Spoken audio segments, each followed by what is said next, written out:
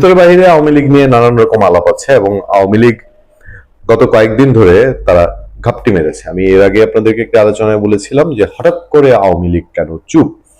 আপনাদেরকে মনে করিয়ে দিয়েছিলাম যে কিছু বিশ্ব পরিক্রমা কিছু আছে দেশে এবং দেশের বাইরে, যে এই সরকারের উপরে আওয়ামী লীগের নিষেধাজ্ঞা তুলে নেওয়া এবং সরকারের ভেতর থেকেও আর দেশের বাইরে থেকে ইন্টারন্যাশনাল কমিউনিটি, ভারতের স্পষ্ট অবস্থান, তারা কোনোভাবেই আওয়ামী লীগ বিহীন নির্বাচন চায় না।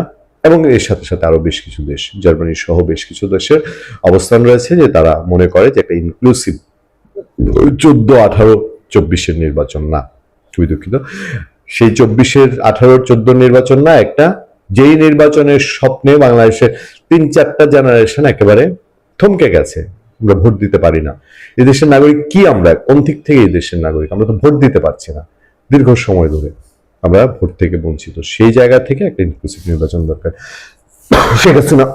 শেখ হাসিনা মামলার রায়কে কেন্দ্র করে চারদিকে ব্যাপক ফুটেছে, ককটেল ফুটেছে।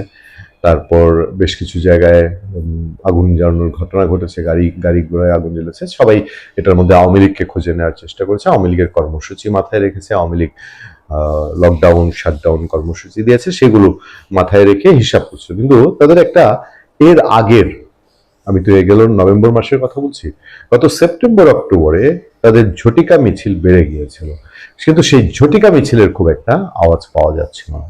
হঠাৎ করে এসে আমি যেদিন কথা বলছি 28 নভেম্বর আবার সেই ঝটিকা মিছিলের আওয়াজ। মোহাম্মদপুরে আওয়ামী লীগের ঝটিকা মিছিল, রাজধানী মোহাম্মদপুরে কার্যক্রম নিষিদ্ধ আওয়ামী লীগের একটি অঙ্গ সংগঠন ঝটিকা মিছিল করেছে। কয়েক সেকেন্ড স্থায়ী, কয়েক সেকেন্ড, খুব সিগনিফিকেন্ট, কয়েক সেকেন্ডের মিছিল স্থায়ী। ওই মিছিলে অংশ নেন হাতে গোনা কয়েকজন। শুক্রবার সকাল 7:30টার দিকে আকস্মিকভাবে কয়েকজন একটি মিছিল বের করে এবং কয়েক সেকেন্ডের মধ্যেই পালিয়ে যান বলে জানিয়েছে পুলিশ। মোহাম্মদপুর থানার ভারপ্রাপ্ত কর্মকর্তা কাজী রফিক আহমেদ বলেন, সকাল 7টার দিকে 5-6 জনের একটি ব্যানার নিয়ে কয়েক সেকেন্ডের একটি মিছিল করে। খবর পেয়ে পুলিশ ঘটনাস্থলে যাওয়ার আগেই তারা পালিয়ে যায়। মিছিলকারীদের শনাক্ত করে আইনের আওতায় নেওয়ার কাজ চলছে।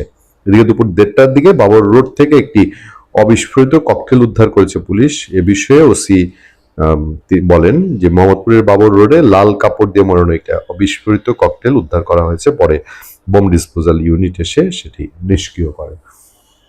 আমরা যেটা আপনাদেরকে বোঝাতে চাচ্ছি সেটা হলো যে বাংলাদেশের স্থিতিশীলতার জন্য এই চ্যাপ্টারটার একটা সমাধান দরকার। আচ্ছা, ডক্টর ইউনূস যদি পারতো, তার যদি এই ক্যারিশমা মেকানিজম থাকতো, তো সারা বাংলাদেশে সেই জনমত যদি তৈরি করতো বা সেভাবে সে শাসন করতো 15 মাস, যে আমরা যদি দিনের শুরুটা দেখে বুঝতে পারতাম যে না, দিনটা ভালো যাবে, তাহলে তিনি যেটা চাচ্ছেন সেটা বাংলাদেশের মানুষ মেনে নিত।